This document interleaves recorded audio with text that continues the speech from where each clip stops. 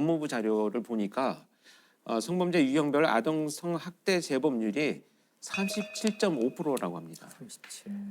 재범률이 가장 높은 범죄 중에 하나가 아동 성범죄. 근데 이자들이 왜 그런 범죄를 저지르느냐면 일단 적절하게 사회적 상호작용하는 것에 만성적으로 실패를 합니다. 네. 근데 그 실패들에 대해서 너무 지나친 두려움을 갖고 있는 사람들이에요. 그러다 보니까 자존감이 떨어져요. 이 자존감이 떨어지는 자기의 감정을 회복하기 위해서 거절하지 않는 아동을 대상으로 통제하고 조정하는 이런 범죄를 저지르는 거거든요. 그리고 정말 제가 놀랐던 것은 범인이 체포되고 나중에 그 지역에 가서 그 사람이 과연 어떤 사람이었습니까? 라고 물어보면 거의 100%가 그 사람 범인 아닌 것 같아 라고 얘기를 해요. 왜냐하면 너무 온순하고 착하다는 거죠. 평상시에 인사 잘하고. 이건 뭐냐 하면 애초에 타인의 시선에 매우 민감하고 거절에 두려워하는 이런 사람들이 자신을 지켜나가는 삶의 방식일 뿐이지 성향은 절대 아니라는 거죠. 친절한 이유가 있군요. 그렇죠. 어떤 일종의 가면이라고 봐야 되겠죠. 그럼 이런 사람이 주위에 있어도 알아내기는 굉장히 힘들다는 어렵습니다. 얘기네요. 네.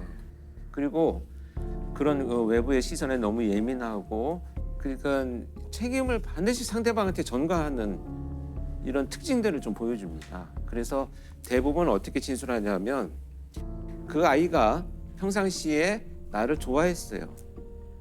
이게 걔 때문에 내 인생이 망친 거예요. 그 아이가 내 근처에 있었던 게 문제네요. 네. 그러니까 내가 반드시 찾아가서 복수할 거야 이런 얘기를 아무렇지도 않게 하고 아이자들은 정말 아무렇지도 않게 상대방 타진하면서 가면을 쓰고 살아가는구나 이런 것을 이제 알 수가 있었죠.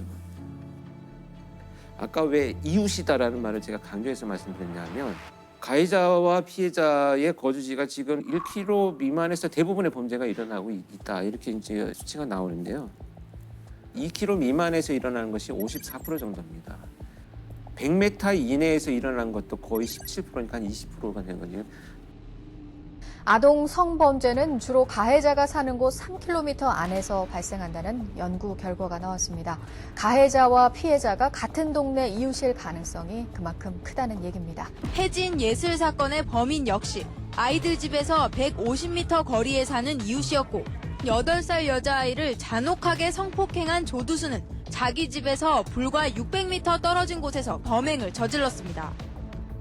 고종석 같은 아동 성범죄자들이 왜 지역 내에서 범행을 저지르느냐 하면 이 거절을 두려워한다는 회피적 성향들 때문에 낯선 곳에 가서 피해자를 물색하고 잘 모르는 지역에서 범행을 저지른 이후에 도주하고 이런 것들에 대한 두려움들을 갖고 있기 때문에 가까운 곳에서 범죄를 저지르는 것이 이제 이들의 대표적인 특징이라는 것을 우리가 알아야 될 것 같습니다.